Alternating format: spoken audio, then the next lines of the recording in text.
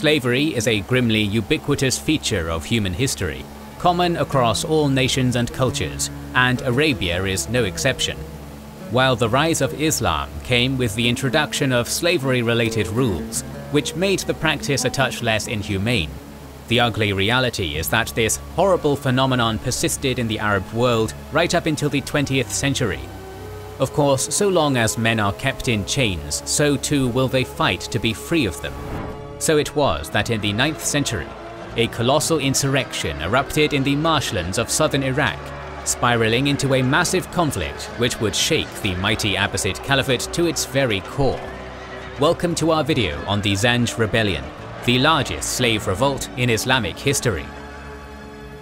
This video was initially available only to our YouTube members and patrons. We fund our free content through our program of exclusive videos made for our members and patrons, who get 2 documentaries per week not available to the public. Join their ranks and watch the series on the Albigensian Crusade, Fall of Sparta, First Punic War, Italian Reunification Wars, History of Prussia, Biography of Sulla, Russo-Japanese War, Reconquista, Persian Wars, and War of Spanish Succession, and much more. All this is made for and with generous donations from our backers. So if you're enjoying our content and want to see more and support the cause of history, consider becoming a YouTube member or patron. Join their ranks via the link in the description and pinned comment to learn our schedule, get early access to all videos, voting rights on future videos, and much more. You will be able to watch more than 130 exclusive videos. Thanks for supporting us. Before we dive into the rebellion itself, we need to provide some context on who the titular Zanj were. Traditionally, Zanj is considered to be an ethnic exonym referring to East African slaves of Bantu origin. However, the Zanj were likely not a specific ethnicity, but rather a generalized term coined by Arabs and Persians for many African linguistic and culture groups who lived on the east coast of the continent. Whatever the nomenclature, it is true that during the golden age of the Abbasid Caliphate, thousands of black slaves were imported from East Africa into Iraq to work in extremely brutal and inhospitable conditions. Generally, they were used to drain swamps and marshlands, clean salt flats by removing the salt crust, extract salt from seawater, and subsequently cultivate cotton and sugarcane on the lands they reclaimed. On top of the back-breaking labor they were forced to do, the Zanj also lived in miserable conditions. Often living in camps of 500 to 5,000, they sheltered in small huts made of reeds and palm leaves, situated amidst the marshlands they worked in, which were breeding grounds for malaria-carrying mosquitoes. As one might expect, the Zanj slave's diet was as meager as his accommodations, as he was made to subsist only on a small amount of flour, semolina, and dates. By and large, these harsh living and working conditions created a sense of solidarity among the slaves working in southern Iraq, uniting peoples of different ethnic, linguistic, and religious origins under the ignoble burden of their shared chains. This paved the way for organized resistance. In 689 and 694, the Zanj slaves revolted against their masters. Sources from this era are scant about these rebellions, but the fact they occurred at all proved that southern Iraq was a breeding ground for future slave rebellions. The rebellions of the 7th century were but preludes to a much larger and deadlier revolt, which began 2 centuries later in 869. At the time, the Abbasid Caliphate was slowly disintegrating. Its Iberian possessions had been usurped by a prince of their traditional dynastic rival, the Umayyads. Moreover, the Idrisid dynasty had overthrown caliphal rule in Morocco in the late 8th century, while the Aghlabid dynasty ended Abbasid rule in North Africa in the early 9th century. To compound matters, independent states were also forming on the eastern frontier of the Caliphate in Persia and Central Asia. Other crises, such as the Decade of Anarchy in Samarra, civil wars in the heart of the empire, the killing of the Caliph al-Mu'taz, the secession of Egypt under the Tulunid dynasty, and the expansion of the Safavids in Persia, all contributed to the perfect storm which led to ideal conditions for a slave rebellion in southern Iraq.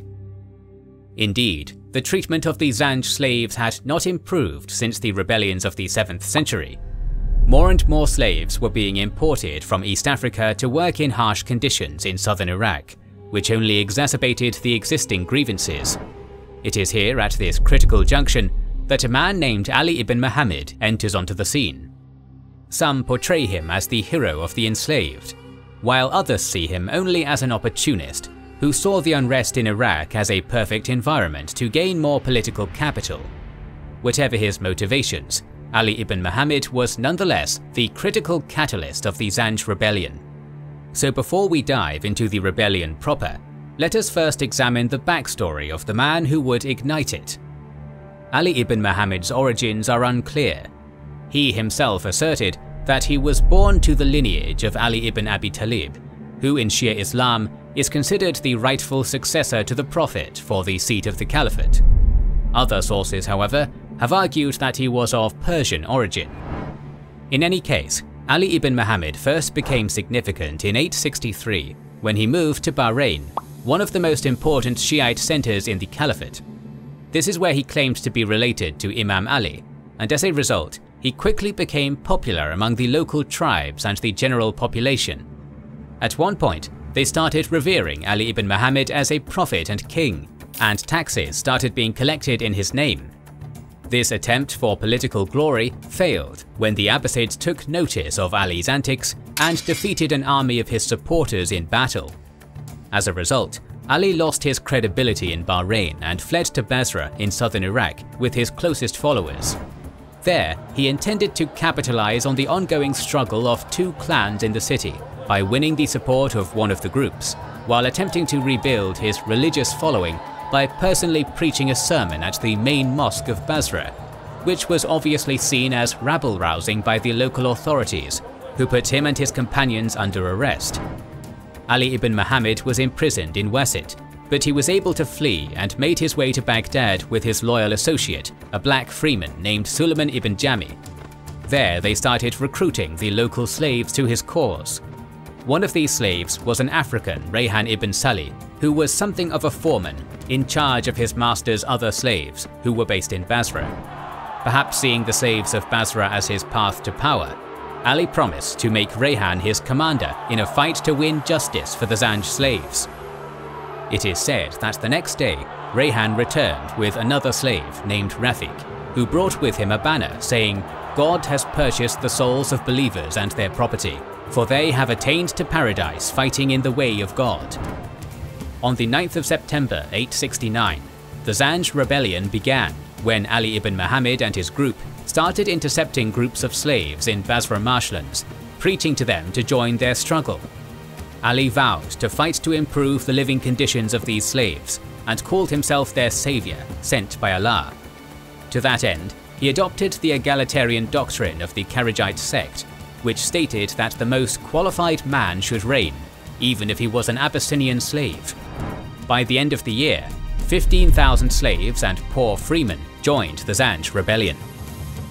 As their symbolic spearhead, Ali ibn Muhammad became known as Sahib al-Zanj, the master of the Zanj, and started his Friday sermons with the Kharijite slogan, "God is great, God is great, there is no God but Allah, and God is great, no arbitration except by God." During his sermons, he pledged to improve the social standing of the Zanj slaves, and promised them wealth and slaves of their own. This demonstrates that the goal of Ali and the Zanj Rebellion was not to abolish slavery entirely, but rather to improve the conditions of the specific slaves serving under him. Initially, the Abbasids did not pay much attention to the Zanj Rebellion, mired as they were in many other aforementioned crises of the time. This allowed the Zanj to score some important early victories, despite an apparent lack in proper arms and armor. It is said that in one of the first major battles between the rebels and caliphal forces, one of the Zanj rebels charged into battle with nothing but a plate, demonstrating both the resoluteness of the rebels and their poor equipment. Nevertheless, early victories against smaller imperial units allowed the Zanj to gain supplies of weapons, boats, horses and food. It should be noted that during all this, Ali had to command his army through the use of several interpreters, demonstrating that the Zanj Rebellion did not consist of a single ethnic or language group, and was probably a mix of black slaves of different ethnic backgrounds. As previously touched upon, the Zanj Rebellion consisted not only of slaves, but also a smaller number of poor freemen, urban craftsmen, and peasants. Nevertheless, the indentured made up the bulk of Zanj forces, as hundreds and thousands of liberated slaves joined their ranks after every victory. For the Caliphate, perhaps the worst blow of all came when the black slave soldiers in their army began deserting to join the insurrection. Early Zanj victories were possible due to a number of factors. Firstly, the Zanj knew the marshlands very well, and this familiarity created an important advantage against the Caliphate armies. Secondly, the Zanj were aware of their own weaknesses, and preferred to use guerrilla warfare against smaller, more isolated units of Abbasid troops, instead of facing the imperial army head-on. Third, despite their nature as a multi-ethnic group of irregular militias, the Zanj army was very disciplined, and used this advantage to maximum effect. Even Zanj women took part in some of the battles, mainly by helping their men run supplies, but sometimes also throwing bricks at the enemy. After a rush of initial successes, which saw the rebels take the ports of Uballa and Abadan, the Zanj turned their attention to an important city of the region, Basra. However, their initial attempt to take this bastion failed, so instead, they decided to build their own capital city on a dry plain southeast of Basra, calling it Al-Muqta, the Elect City. Al-Muqta was built to be an impregnable citadel. It was surrounded by several canals, the largest of which was divided by 2 bridges, and was enclosed by a large iron chain and 2 large barriers. Catapults protected the city, which consisted of clusters of buildings built out of bricks and palm leaves, the largest of which were Ali's palace, a mosque, a prison, and several markets in the city centre. Only 2 years after the start of their rebellion, the Zanj started to mint their own currency, which was used for trade with Bedouin merchants, upon whom the rebels heavily depended for food and other crucial provisions. Not content with their improvised but surprisingly sophisticated capital, the Zanj Rebellion marched on in 871, when it finally took Basra in September of that year. The capture of the city resulted in an indiscriminate massacre of its inhabitants. The Arab historian al-Masudi claims that the Zanj left 300,000 corpses in their wake, but that number was probably exaggerated. In any case, the Zanj continued causing problems to the Caliphate by cutting off Baghdad's supply lines from the south. Then, in the following year, the rebels took Wasit and its surroundings, managing to extend their territory to within 50 miles of Baghdad. With the rebels now so close to their most spiritually significant city, the Abbasids had no other option but to focus on the Zanj, who had become a real threat to their rule and the caliphal status quo. In 880, the Caliph's brother, Al-Muwaffaq, was sent to defeat the Zanj army. In addition to ground troops, his forces consisted of a large fleet, which was important to ensure the blockade of the Zanj and the mobile movement of the Caliphate's army in tough terrain. In a couple of years, Al-Muwaffaq managed to inflict several defeats on the Zanj, pushing them back into their capital city of Al-Muqta. Thus, he commenced with the blockade of the city. Merchants bringing supplies to Al-Muqta were prevented from doing so, which soon resulted in widespread starvation within the city walls. To further put on the pressure, Al-Muwaffaq built a fort city of his own facing Al-Muqta and named it Al-Muwaffaqiyya. From there, he hurled molten lead at the Zanj capital. Seeking to end this conflict quickly, Al-Muwaffaq offered amnesty to the Zanj rebels, promising they would not be returned to slavery, in an attempt to break their resolve to fight to the death. In 883, another Abbasid commander, Lulu, requested to join forces with Al-Muwaffaq.